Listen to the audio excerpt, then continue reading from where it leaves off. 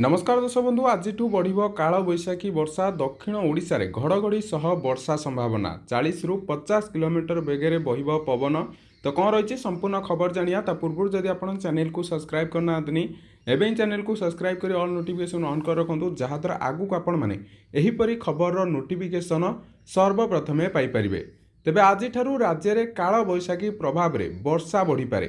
दक्षिण ओडिशार किछि स्थान में घड़घड़ी सह वर्षा आशंका 40 रु 50 किलोमीटर बेगे पवन बहिब जहाँकि उत्तर ओडिशा और अभ्यंतरीण ओडिशार किछि स्थान में कुआपथर सह वर्षा हो पारे बोली पाणीपाग विभाग आकलन करिछि।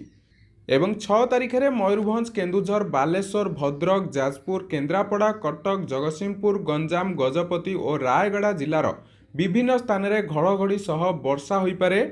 ता सहित 40 रु 50 किलोमीटर बेगे पवन बहिबार संभावना अच्छी। से उपकूल ओडिशार विभिन्न स्थान में घड़घड़ी सह वर्षा हो पारे।